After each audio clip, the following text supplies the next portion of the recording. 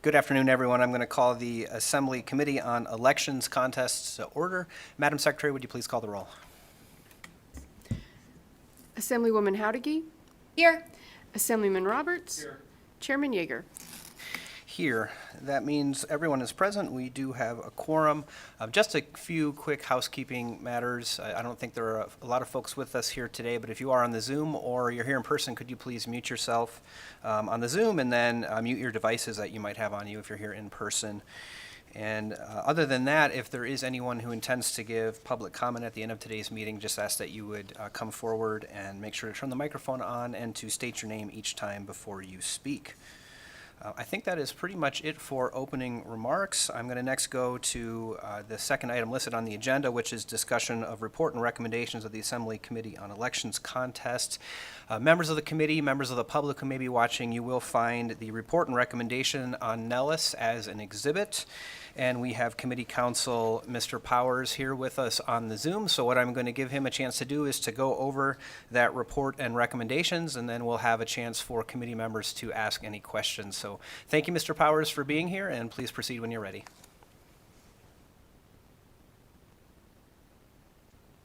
Thank you, Mr. Chairman. For the record, Kevin Powers, General Counsel, LCB Legal Division. As you know, the LCB Legal Division is a nonpartisan legal agency.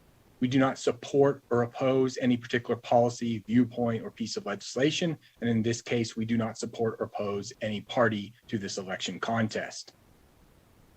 The report and recommendation that is before the committee today will provide for resolution of the election contest as set forth in the report and recommendation.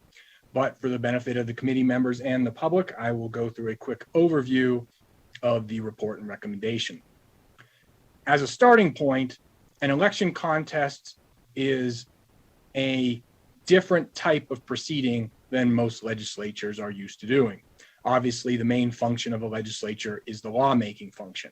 However, the state constitution gives to the legislature certain other functions beyond the lawmaking function.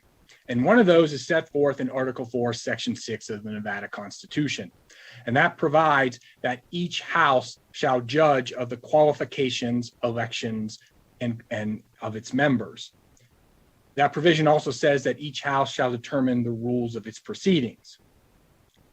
As a result of that, when there's an election contest filed that involves a state legislative office, the House, in this case the Assembly, is the sole judge of the election of its members. What that means is that when the Assembly and its committees are exercising powers in an election contest, they're sitting as adjudicatory bodies and they are exercising judicial powers. As a result, this committee has been tasked with reviewing the facts, applying the appropriate rules of law, and making a report and recommendation to the Assembly about how for the Assembly to consider and resolve this election contest. So with that background in mind, on the first day of session, the Assembly adopted Assembly Rule 46 as part of its standing rules, and Rule 46 lays out the rules that govern the Committee on Election Contest. In particular, that rule provided that the chair may take, direct, or require any reasonable actions to facilitate and carry out the contest, including issuing and enforcing any orders or other directives to the parties and any attorneys representing the parties. In addition, the committee was directed that it should not review the merits of the contest unless the committee first determines that the contestant complied with all requirements to bring the contest. Finally, Rule 46 also provided that the chair shall take, direct, or require any reasonable actions to provide the parties with notice and a reasonable opportunity to submit written arguments to the committee, limited to the issue of whether the contestant complied with all requirements to bring the contest. Based on Assembly Rule 46, on April 7th, 2021, the chair issued an order requiring the contestant to show cause and establishing requirements for briefing and related matters.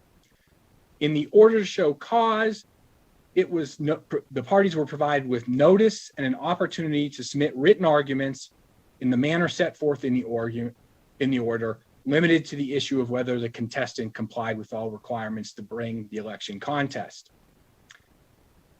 In particular, the order notified the parties that there may be a jurisdictional defect in the contest because the contestant may have filed the statement of contest beyond the time provided by statute to initiate the contest.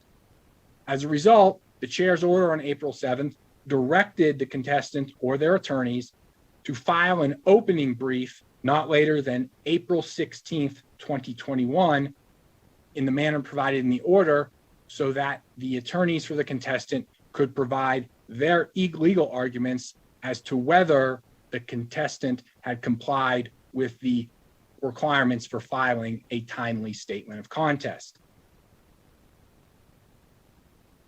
The attorneys for the contestant did not file an opening brief in accordance with the order.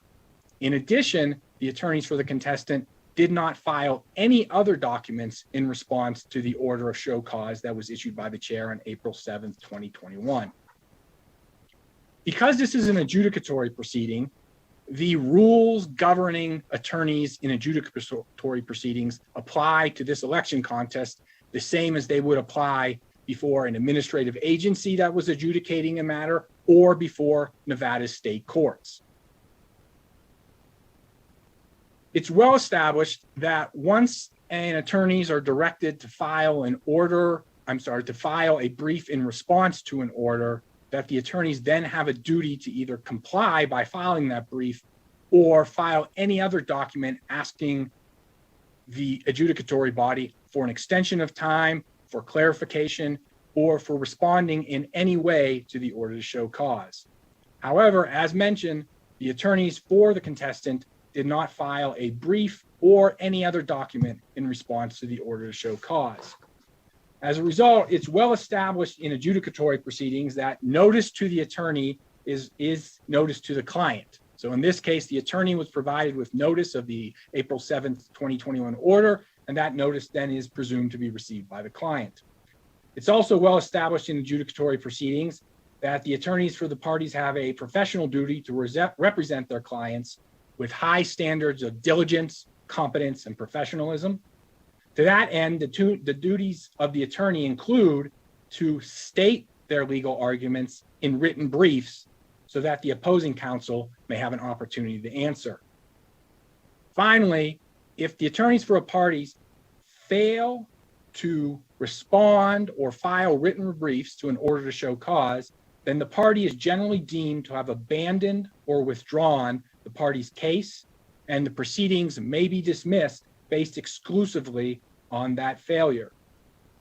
Therefore, the report and recommendation lays out this background, establishes the rules of law governing this adjudicatory proceeding in the form of election contest, and provides that based on the failure of the attorneys for the contestant to file an opening brief or any other orders in response to the order to show cause, that it is the report and recommendation of the committee that the contestant shall be deemed to have abandoned or withdrawn this election contest, and that the assembly should not take further action on this election contest and should dismiss this election contest with prejudice. So therefore, the issue before the committee as to whether or not to approve this report and recommendation. If this committee were to approve this report and recommendation, it then would be submitted to the full assembly for them to determine under Rule 46 whether to accept the report and recommendation of the committee. If the full assembly accepts the report and recommendation of the committee, then this election contest would be deemed to have been abandoned and withdrawn. The assembly would not take further action on this election contest, and the assembly would dismiss this election contest with prejudice. Thank you, Mr. Chair. I'm certainly available for any answers that, to answer any questions that the committee members may have. Thank you. Thank you, Mr. Powers. Appreciate the explanation of the report. Committee members, do we have any questions for Mr. Powers? Mr. Roberts?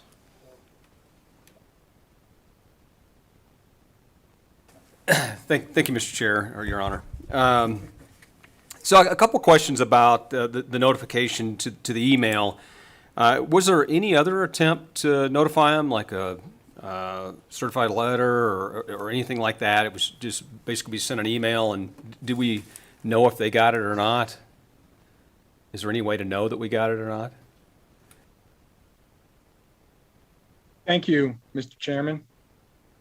Assemblyman Roberts, the only notice that was provided was the email sent by the Legislative Council to the email address listed by the attorneys for the parties on their statement of contest filed with the Secretary of State.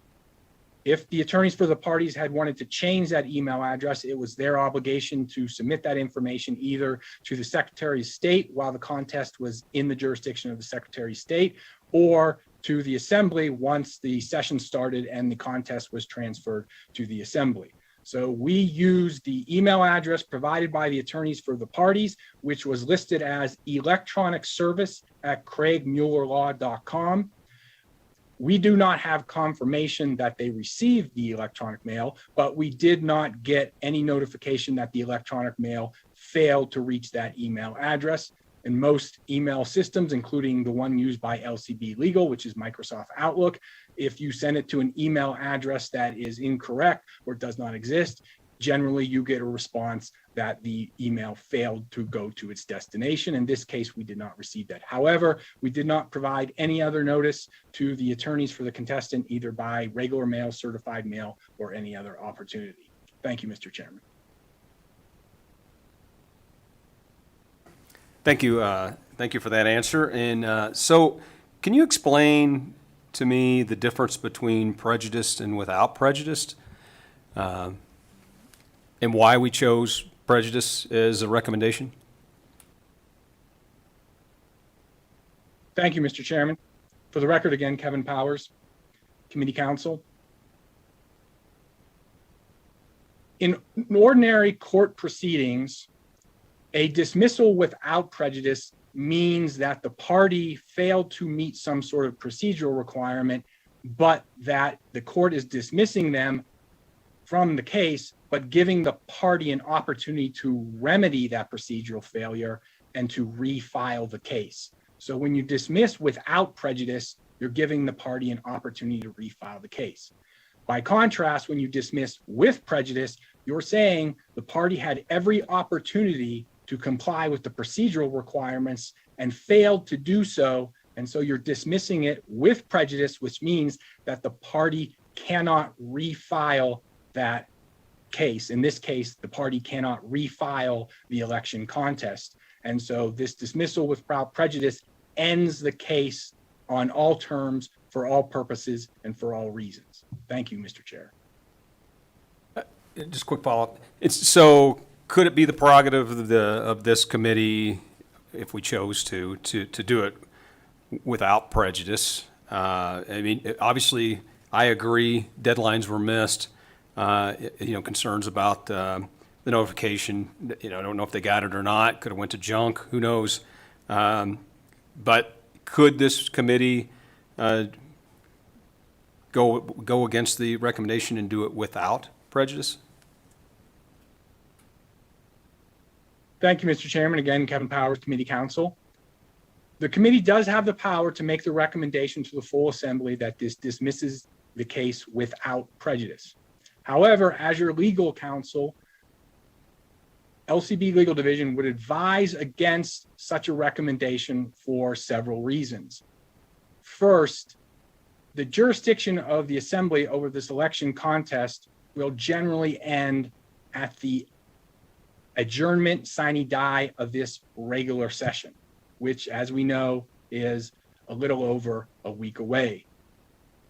Saying you're dismissing this election contest without prejudice confuses the issue, giving the contestant the idea that somehow they can refile the election contest.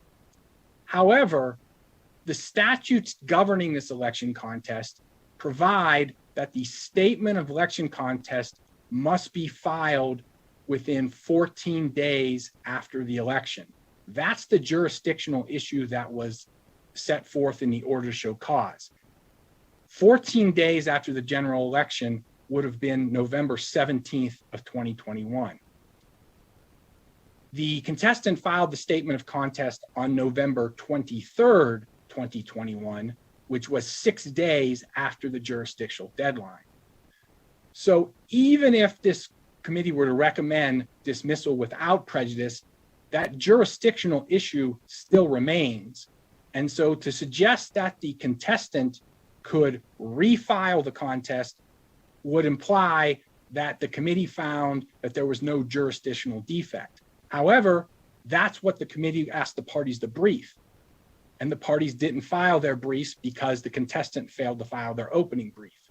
So our recommendation is, because we haven't had briefing on the jurisdictional issue, and because the contestant had the opportunity to meet the jurisdictional issue by filing a brief and failed to do so, that this committee should recommend dismissal with prejudice because the jurisdictional issue was never briefed, and therefore the contestant is deemed to have abandoned or withdrawn the appeal, and this committee never got to the merits of the jurisdictional issue.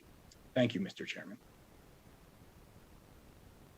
Thank you, Mr. Powers. And you know, one last question. And so we got the brief. Obviously, they filed the complaint November 27th. This election year was a little different than we've ever had in Nevada, in that because of mail-in ballots, the results actually came a little later, which could have caused the delay. I don't know why, but since they've never provided an opening brief. The other question I have is so we set rules out for this committee. Why did we not send anything or attempt to send anything to council until April?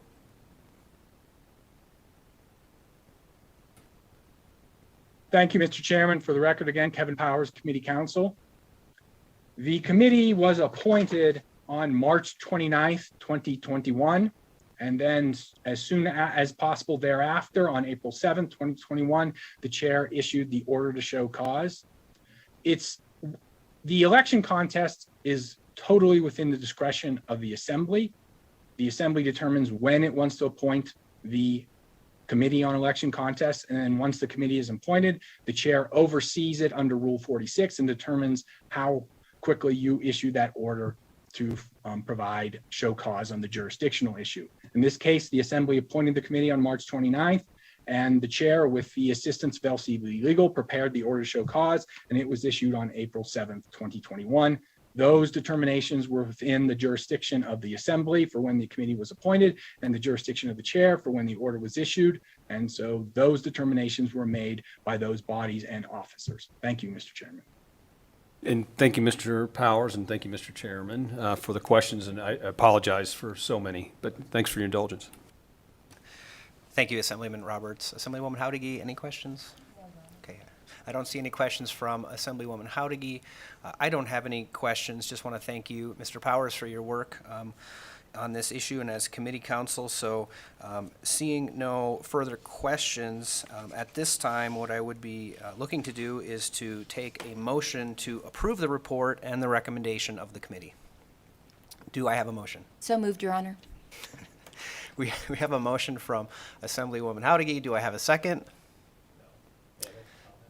So I will go ahead and second the motion. So we do have a motion and a second. Now would be the time for discussion on the motion. Assemblyman Roberts. Thank you, Mr. Chair. And you know, I've read over everything over the last few weeks, and then the brief that was provided by Mr. Powers. And my concern is that there could be some gaps on the notification, and I certainly agree that they missed timelines, they missed deadlines, they didn't provide that.